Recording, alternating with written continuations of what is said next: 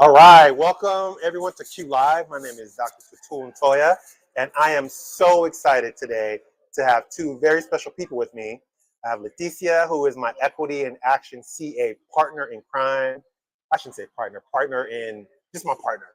And also I have partner in struggle. Okay, and I also have Renato Ulloa. Ulloa, I said that right? Yeah, that's perfect. Ulloa. He is a technology. What's your official title? Instructional technology facilitator. Instructional technology facilitator with LA Unified School District. Leticia, let's talk a little bit about Equity in Action before we. It got started right here, right? Actually, it did. It right did. out front. Right over here. Yes, it did. We went to IAQ, saw that there weren't a lot of representation there, and that's where the whole thing got started. Yes, Cassano asked the question, what can we do differently? Yes. And I said, while you're asking, yes, let me go ahead and share. And then we went to a couple of the conferences. Then we said, hey, let's have a meetup. And it was right outside those doors, right there. And I had to join virtually because remember, I was actually headed to Las Vegas to go do the mommy thing. Uh-huh.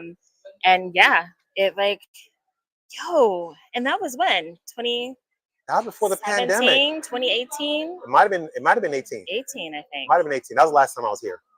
Ah, there we go. Yeah, last time I was here. And then from there, we just got a group of folks together. It was totally organic. We've worked with different Q conferences here in the LA area. A lot of the Q affiliate, absolutely. Yep, we've done that. And she's the queen of conferences. So she goes to a bunch of conferences and she drags me along. I do. I have to admit.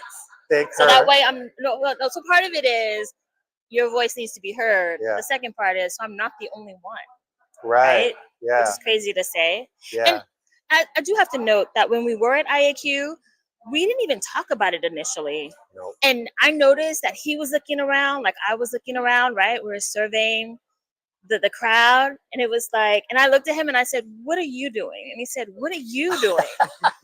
And it was kind of like we just knew, like, wait a minute, you're looking too? Yeah, I'm looking. What? And then Nairi was there. But we didn't even get the chance to talk with Nairi.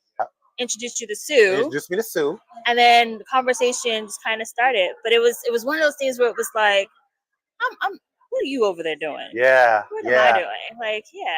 And we've done so many different things along the way. And this year we thought we'd do something a little bit different. And we thought that we would highlight voices,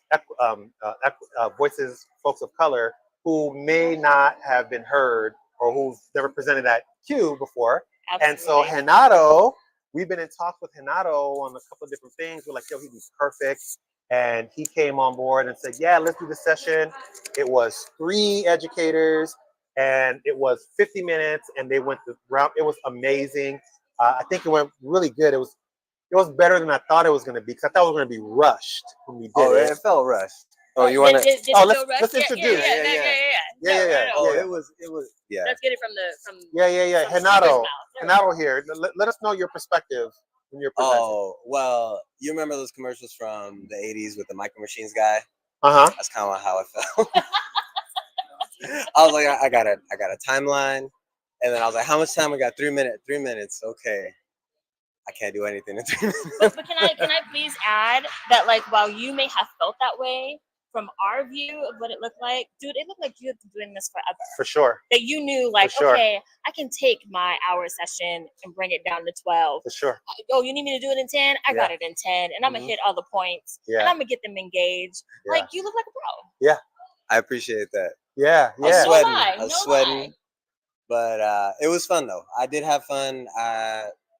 It's like once you get up there and you start to like digest your own material, you're like, wait, you like, I don't know. So there's like you start to make points that you're just making on the spot. You're just like, wait, I'm gonna say this right now because it makes sense. Yeah. And I'm like, and I'm kind of like blacked out. I'm beside myself. I was like, is that really me? Absolutely. But I had a blast. I had 2 incredible presenters that I had to go follow up on, and so that was messed up. But anyway, I was like, how? I was like, I'm gonna talk about some gangster like theory right now. Gangster like theory. we're gonna we're gonna do like everyone open up your textbooks to page 35. And let's talk about the session, because the thing that stuck out to me the most was this achievement gap Right. versus the what did you call it? Educational debt. Educational debt. So Can you talk about that a little bit? I didn't call it that. That's Gloria Ladson-Billings. There it is. Call it So out. Call it out. right, Thank and you. so the GOAT, she created a framework to understand like how we need to give students of color that have been historically deprived of so many different things throughout history that what do we owe them, rather than why can't they meet the standards or the achievement of privileged folks. Yeah. And so she wants to flip that script. And so I have a confession. I'm going to say this live. It's a hot take. I don't know if I can say this out loud. Sorry, Ken Shelton, but I don't like the word tequity.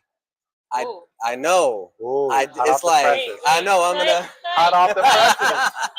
I just don't. It's just like I don't know, when you try to encompass something that's so complex into a word like that, it's like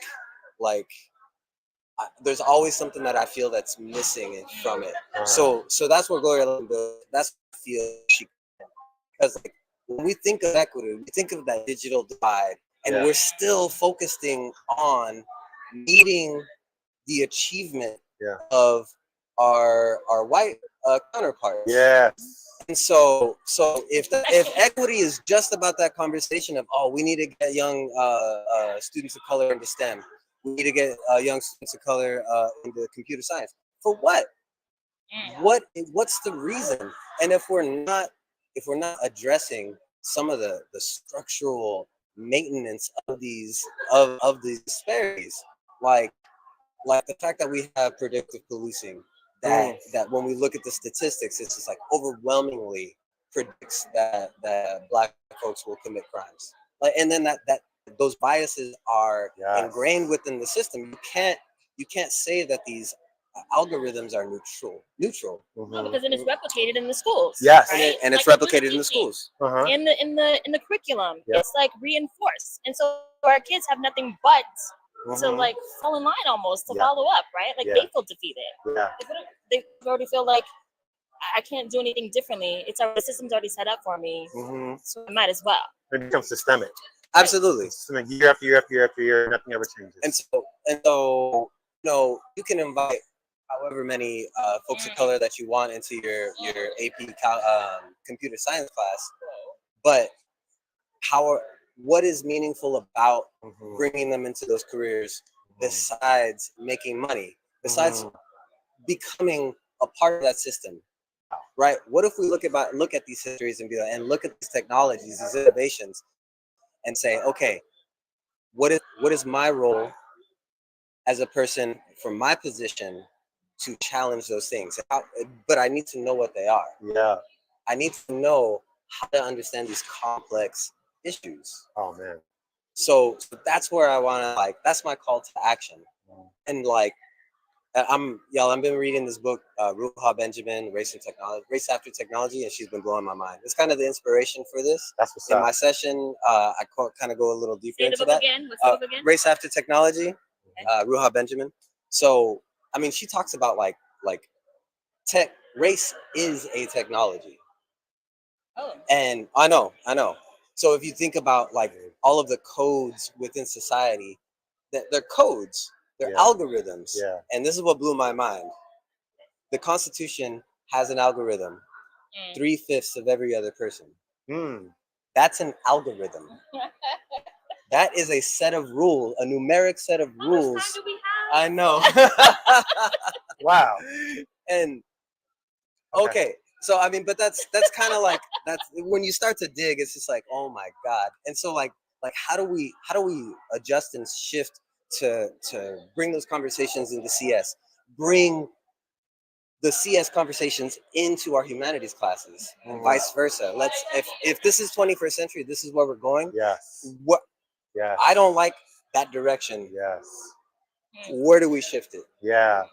And when we came up with this session and we were looking to uplift voices, these are the type of voices we want to talk, we want to hear from. These are conversations we need to have. And one of the things that we're really big on, Equity in Action CA, is having those real conversations, because a lot of times we're talking about equity, we skirt around these issues. We don't really dig into them. And we wanted to really highlight these voices and these topics, because if we don't bring these topics out, they're not Who going to be, will, yeah. right? And I really appreciate you saying that that we're uplifting these voices, because I really hate when people say, "Oh, we're going to give someone their voice." No, no, no. They have it. Yeah. They just need the opportunity and the space to go ahead and share it, right? And share it in an authentic way. Yes. So they don't have to police the words that they're saying or worry about someone else coming in and using those algorithms to stop them from doing it, right? So thank you for that, Stool. Okay. Well, final thoughts, Renato? Parting words? Thank you for offering the opportunity. And what time is your session tomorrow? Yes. Saturday. Saturday. Saturday? I Yeah. believe. Yeah, Saturday, 10:05 in Renaissance Chino. Are you gonna be digging more into this? Oh yeah, absolutely. Okay.